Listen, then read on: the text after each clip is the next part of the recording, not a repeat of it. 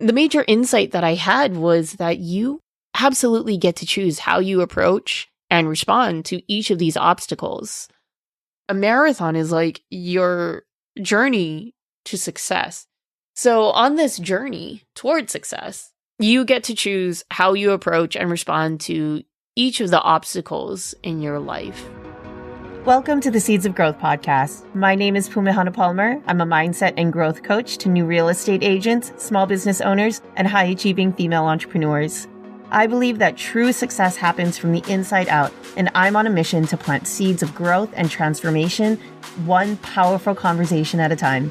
Each week, I'll bring you a solo episode, interview, or coaching experience with business owners just like you to help you shift your perspective, elevate your beliefs, and build a business that inspires you. Now let's dive into today's episode. What's up, friends? Pumehana Palmer here, back again with another episode of Seeds of Growth. I'm super stoked to talk to you about today's topic just because it came on the back of a bucket list item. So not too long ago, I finished my very first marathon, 26.2 miles. I absolutely did not run the entire way. If anything, I walked most of the way, but it wasn't like a leisurely pace kind of walk. It was very much of a power walking. My husband absolutely hated me for it. I don't know if he'll ever forgive me for that, but he was a champ. But yeah, it was something that I just wanted to do. I wanted to be able to say that I completed a marathon.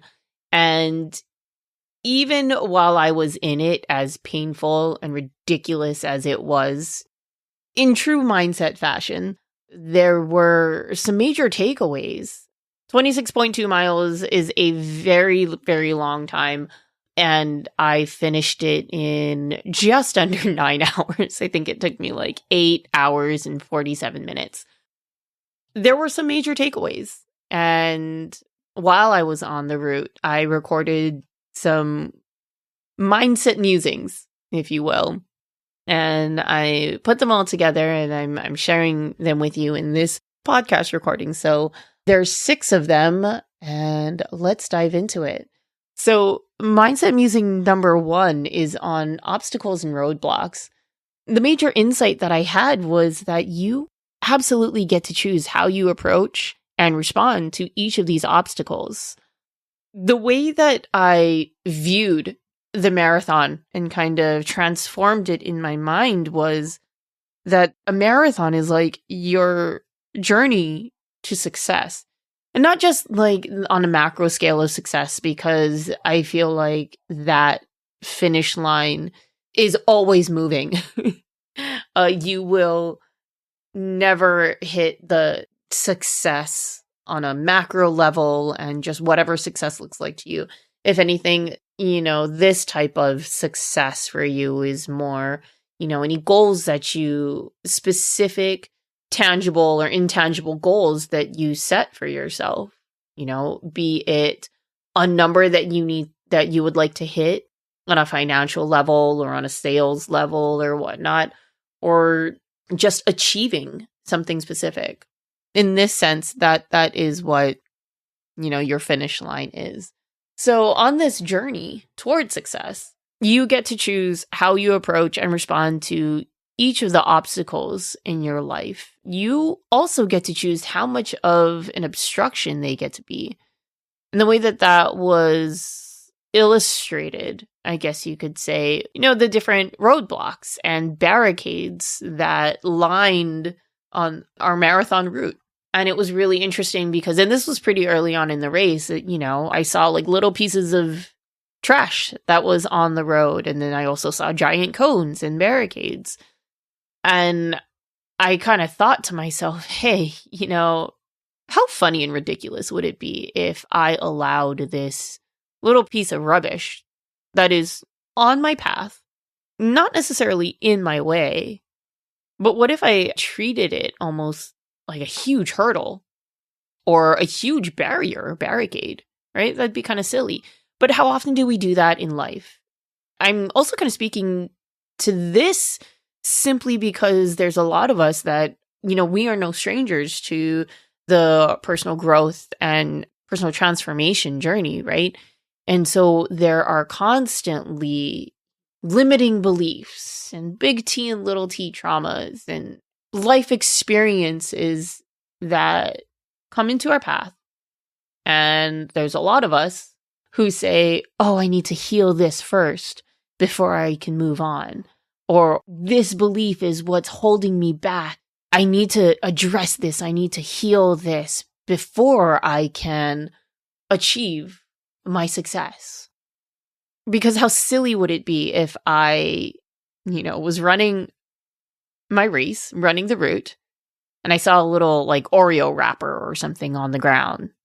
Actually, I think that's what might have spawned this. I saw an Oreo wrapper on the ground, and for me to stop and be like, that's an Oreo wrapper. I wonder where that came from. I wonder who put that there, or what's the story behind the person who left this wrapper on the ground, or where did this come from? Right? But how often do we do that? A lot of us as healers, a lot of us as people who understand or want to understand our limiting beliefs. I'm not good enough. I wonder why I think I'm not good enough, right? What was it in my history that led me to believe that I'm not good enough for this? Now, sidebar, there is absolutely nothing wrong with doing that. And oftentimes that kind of work is very, very important. What I'm talking about, though, is, are you using this as a crutch? Are you using this limiting belief? Are you making a mountain or making this molehill into a mountain with this? I mean, it's not easier, actually, for us to say, hey, I noticed that I don't feel good enough to achieve this success. Or I don't feel worthy enough for this success on a macro level, right? And we allow that belief to hinder our micro and our daily tasks. So that was really, really interesting to me to be able to see that and say like, hey, these seemingly small obstacles, if I didn't know any better, I could very well turn this into a very, very large one. Now, conversely, there's also those giant barricades, right? And that could be that could be illustrated in your life as doors closing. You go out for something, you have that big ask of someone and they say no. You go and interview for this job and you get rejected, or put in an offer for a house and it doesn't get accepted. With that, you get to choose how you respond to that barricade. You could let it stop you, or you could pivot and detour and keep going. Mindset musing number 2, run your own race. The insight with that I took away from that was that this journey, this race becomes so much more fun and enjoyable when you choose to see the other runners and the other people who are on their own road to success as peers and not your competition. This was also the 50th anniversary, so there were, I think almost like 15,000 participants. Could you imagine if I looked at all the other 14,999 other runners with a scowl on my face and saying, you're the enemy, you're my competition, I need to beat all of you, right? How stressful would that be? How ridiculously discouraging, honestly, would that be too? Because the entire time, there will always be people passing you. There were constantly people that were passing me. And if I saw them as competition, as my direct competition, then I wouldn't make it. I'd want to give up. But there was an incredible sense of camaraderie and respect that I had. I don't know what the other people thought of me, but I knew that within my heart, I could look at each and every one of these other participants and be like, you're the shit, man. Good for you. You woke up. You showed up. this is how you need to feel about the other business owners, the other real estate agents, the other coaches that are in the marketplace. You need to see them as peers and you need to champion them because life would be miserable. This race would be miserable if you looked around and just saw everyone else as, against you, because it's not. With that said, marathon musing number 3 was to choose a pace setter, to pick someone else running the race, the same race, be it in your marketplace or in another marketplace, somebody else that's on their own road to success, and use them as a reference point to gauge your progress. Now, super important with asterisks and bold and italicized and underlined, this person is not to be used as a motivator through guilt or shame or to compare your performance to. This person is just a reference point to see where you are as a result of your productivity, your speed, and where they are using the same metrics. So I did. I picked a pace setter and I was like, all right, so long as I'm keeping up with that person, I'm good. And there was somebody behind that I was like, okay, so long as I'm ahead of that person, I'm good. Full transparency, guys, after, I don't know, mile 10 or something, I lost track. And of those 2 other pace setters. But the pace setter that I had with me was my husband. And it was really funny because leading up to this, I don't know. I don't know if it's a mindset thing, but my husband, he's not the most athletic person, but when he shows up and when he pushes himself, he rocks it. God, when he was a kid, he played baseball, basketball, hockey, did all the things. And I just kind of assumed that he was going to blow past me and just finish the race way ahead of me. And I was going to do this on my own. And we actually did. At one point, we did get separated, but that's also because the guy needed to use the bathroom. And I was like, I'm going to keep running. But actually at, I think, mile, maybe about 7 or so, we caught up to each other, or he caught up to me, and then we stayed together the entire time.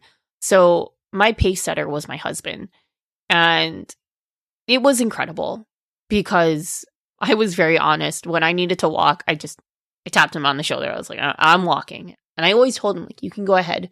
But he never left. He never left my side, which was very sweet. And there were some times that I needed to stop. And I didn't want to do this because this is also, I'm very much of a keep moving forward no matter what. Even if it's baby steps, even if I need to crawl, keep moving forward. But man, you guys, that mentality did not serve me in this because there were times when I had to stop. My muscles were aching, just shooting pains all up and down my legs and my bodies. And I didn't even know, the back of my knees hurt. I don't know if it was ligaments or whatnot. And I didn't know that the back of your knees could hurt. But guess what, guys? It could. So there were times that I had to stop. This was such a humbling experience. But the fact that I chose my husband as my pace setter, it was so encouraging. And it was so necessary. Marathon musing number 4. Understand your influence. This was a fun one. It's so interesting. The culture of the marathon culture. I didn't even realize that there was one. Throughout the entire course, there were a ton of people who were spectators. And of course, this is my very first marathon, so I didn't even think that anybody else cared about other people who were running the race other than the people who were running the race. But there were so many other people who had come out that were just spectators cheering you on and holding up signs. And you'd see signs like, "Go, Donna, you got this." And some of them were actually really funny. There was one that was like, "You don't have to train tomorrow." There was another one that really got me, that stuck with me. It was around, maybe around mile 11 or so. And it was, "What would Goggins do?" And I don't know if a lot of people got that reference, but I did. It was speaking to David Goggins, right? And I could go down a rabbit hole with that guy and his journey. But that right there also gave me kind of a boost of, I guess, endorphins, a little boost of energy. But there was one other sign in particular that made me pause. It was this girl that was, I don't know, maybe in like her early 20s or so. She was walking down the road, and this was like towards the beginning of the race. So it was like, I don't know, like 5:15, 5:20 in the morning. She's walking down the road with a giant sign that says, "You paid for this." And I was like, huh. And that one lingered in my head for a bit because I wasn't sure exactly what she meant by it. Was it a sarcastic, like, you don't have anybody else to blame but yourself for what you're going through right now? Or was it kind of like you went out of your way to pay someone else your hard-earned money so that you could torture yourself and run 26.2 miles? But whatever it was, whatever her intention was, she took up precious real estate in my mind for quite a bit of time. And when I was able to separate, myself from that and just kind of like look in from the outside, that really, really hit me. And so the way that translated for me is that we need to understand our influence, that you need to understand your influence. Even though you think that you don't, it's the attention that people give you, right? Social media, we have a ton of followers. Even some of us only have like, I don't know, 100 something followers. Or there's some of us who have like thousands and thousands of followers. We forget that we have people's attention, and we forget that the things we do and say take up mental real estate in these people's lives. So it's so important, even if we are there for just a few minutes or a few seconds, we need to be intentional and cognizant of how people feel when we enter or exit a room. And that's how you grow or dissolve your influence. So understand that what you do and say has a ripple effect on people. Now, even, I don't know, however many days later, I'm still thinking about this girl. I'm still thinking about that sign that she wrote and trying to understand her intention. But that's, one of those things that I just need to let it go. But it's very, very interesting that, that interaction of really just a few seconds, because I ran past her, right? But it stayed with me for as long as it has. So that really just kind of stuck with me, is that the things that you do and say, they have an impact on other people. So what are you doing? What are you saying? Marathon musing number 5. Remember your mortality. And it was kind of funny because I was listening to the audiobook, The Obstacle is the Way by Ryan Holiday. And the portion that I was listening to, I think the chapter was Remember Your Mortality. And the Stoics have a saying, memento mori, which is exactly that. And as I was listening to that chapter, I was literally running past a cemetery. It was the Diamond Head Cemetery. I actually have a family member that was buried in that cemetery on my dad's side.